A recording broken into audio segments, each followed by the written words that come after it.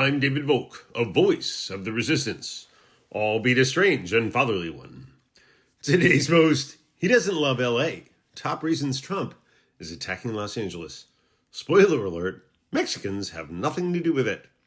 It's been 4 days since Dementia J. Trump invaded downtown Los Angeles, although by now it's been a week, by sending in a large force of immigration and customs enforcement agents, ostensibly to round up evil aliens from south of the border. Although this makes some people wonder why folks from north of the border aren't considered criminals and rapists, but that's a question for another time. I say ostensibly because we here at Volk Labs have discovered that his decision to attack La La Land really has very little to do with his desire to deport what he called dangerous hombres. In fact, he isn't even planning to declare martial law, over this issue. Instead, we found a complex web of reasons the mainstream media hasn't even covered and won't cover, including 1. $17 avocado toast. He feels if restaurants are going to get so much money for something so little, he should get a piece of the action. Number 2, restaurants refusing to serve Trump wine. And we're not just talking about one restaurant. We mean every restaurant in the city, including Carl's Jr. Number 3, heard Rosie O'Donnell was still living there. Now that the Supreme Court has granted him immunity for bad acts committed while president, he wanted to settle an old score with a comedian stemming from an ongoing feud. Unfortunately, Donnie missed the news that she had fled the jurisdiction. Maybe because the development was mentioned in the presidential daily briefing? Who knows? And now he finds himself mired in Los Angeles with no easy escape without losing face. To me, it's a surprise he has any face left.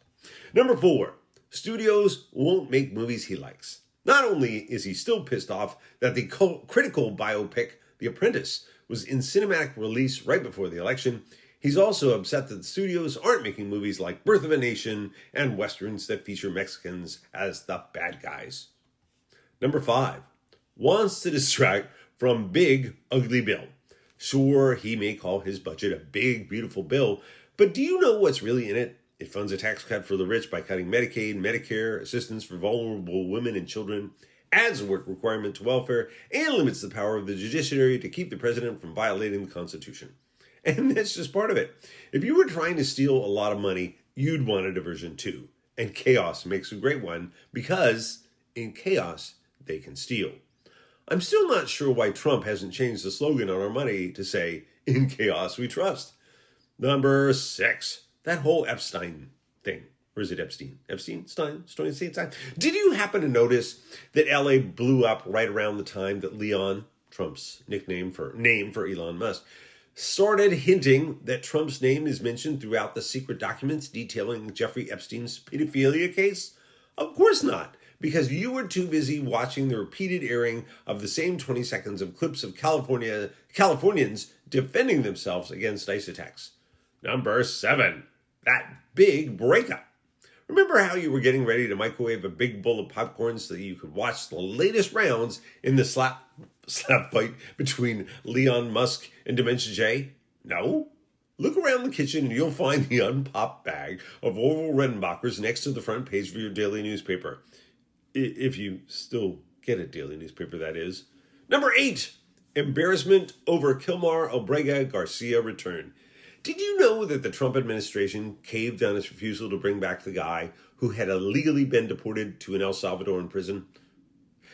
In fact, he returned to the U.S. on Friday, the same day all hell broke loose in L.A. Oh, you missed that news story, did you?